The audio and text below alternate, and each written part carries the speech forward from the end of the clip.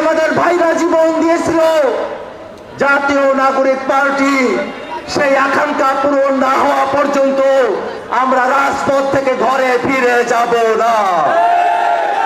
ভাইরা আমার, আমাদের লড়াই ন্যায্যতা প্রতিষ্ঠার লড়াই, আমাদের লড়াই বাংলাদেশে ইনসাফ ভিত্তিক সমাজ রাষ্ট্র ব্যবস্থা প্রতিষ্ঠার লড়াই।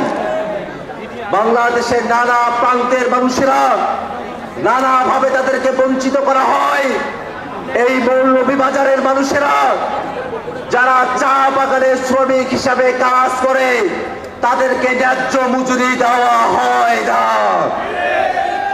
আমাদের চা শ্রমিকেরা, আমাদের রিক্সা শ্রমিকেরা, আমাদের ঠেলা মজুর কুলি, তারা সকলের বাংলাদেশ প্রতিষ্ঠা পাবে এমন এক বাংলাদেশ প্রতিষ্ঠা করাই আমাদের লড়াই।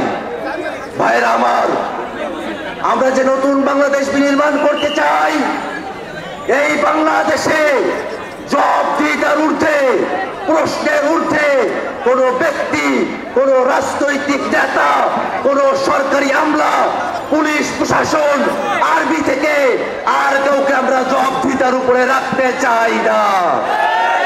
এই বাংলাদেশে যারা রাষ্ট্র পরিচালনা করবে, যারা জনগণের প্রতিনিধিত্ব করবে, তাদের সকলকে জনগণের কাছে পরিষ্কার থাকতে হবে। ভাইরা আমার, আমরা যে নতুন বাংলাদেশের কথা বলি, এই বাংলাদেশে সরকারি সেবার যত অফিস আছে সেই অফিসগুলোতে গেলে আমাদের ভাইরা এখনো পর্যন্ত তাদেরকে দালালদের খপ্পরে পড়তে হয়, টাকা পয়সা ঘুষ দিয়ে সরকারি সেবা নিতে হয়। 24-এর অভ্যুত্থানের পরে ঘুষ দিয়ে সরকারি সেবা পেতে হবে, এই বাংলাদেশ আমরা আর দেখতে চাই না।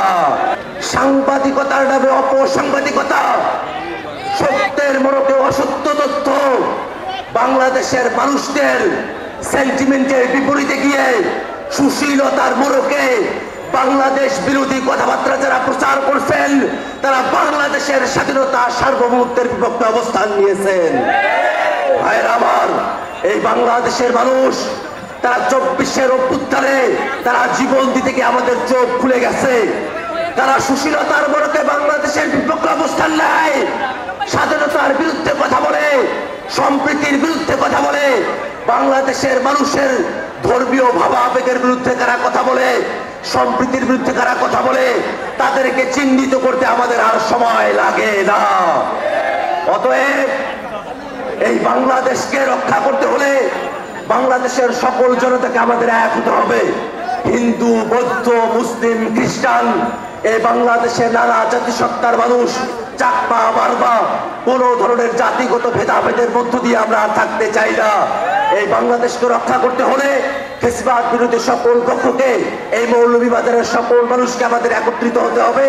আপনাদের সকলকে জাতীয় নাগরিক পার্টির সাথে থেকে নতুন বাংলাদেশ বিনির্মাণের আহ্বান জানিয়ে আমি আমার বক্তব্য এখানে শেষ করছি। ইনকিলাব জিন্দাবাদ।